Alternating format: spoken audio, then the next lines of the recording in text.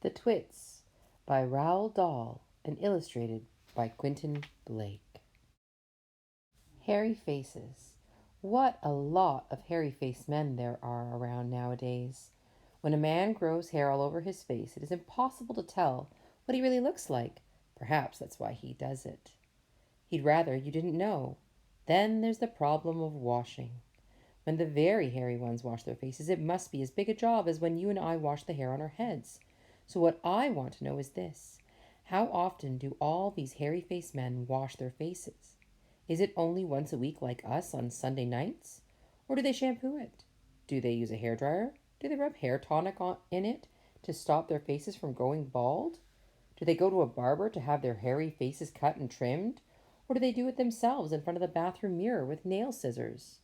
I don't know, but the next time you see a man with a hairy face, which will probably be as soon as you step out onto the street, maybe you will look at him more closely and start wondering about some of these things.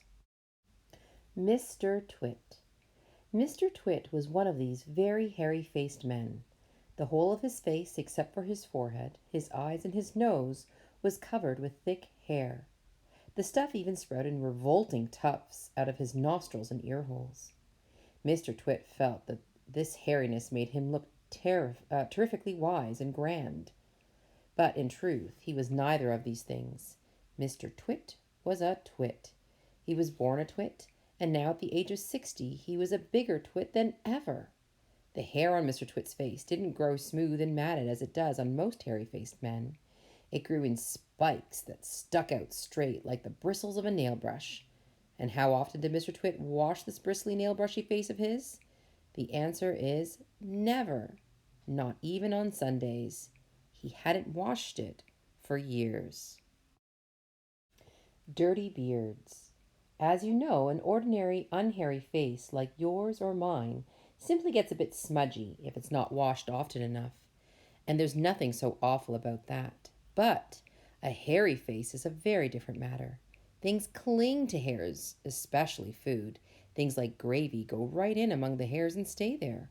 You and I can wipe our smooth faces with a washcloth, and we quickly look more or less all right again. But the hairy men cannot do that. We can also, if we are careful, eat our meals without spreading food all over our faces.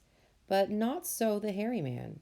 Watch carefully next time you see a hairy man eating his lunch, and you will notice that even if he opens his mouth very wide, it is impossible for him to get a spoonful of beef stew or ice cream and chocolate sauce into it without leaving some of it on the hairs. Mr. Twit didn't even bother to open his mouth wide when he ate, and as a result, and because he never washed, there were always hundreds of bits of old breakfasts and lunches and suppers sticking to the hairs around his face. They weren't big bits, mind you, because he used to wipe those off with the back of his hand or on his sleeve while he was eating. But if you look closely, not that you'd ever want to, you would see tiny little specks of dried up scrambled eggs stuck to the hairs, and spinach and tomato ketchup and fish sticks and minced chicken livers and all the other disgusting things Mr. Twit liked to eat. If you looked closer still, hold your noses, ladies and gentlemen. If you peered deep into the mustachy bristles sticking out over his upper lip, you would probably see much larger objects that had escaped the wipe of his hand, things that had been there for months and months, like a piece of maggoty green cheese or a moldy old cornflake, or even the slimy tail of a tin sardine. Because of all this, Mr. Twit never went really hungry. By sticking out his tongue and curling it sideways to explore the hairy jungle around his mouth, he was always able to find a tasty morsel here and there to nibble on. What I'm trying to tell you is that Mr. Twit was a foul and smelly old man.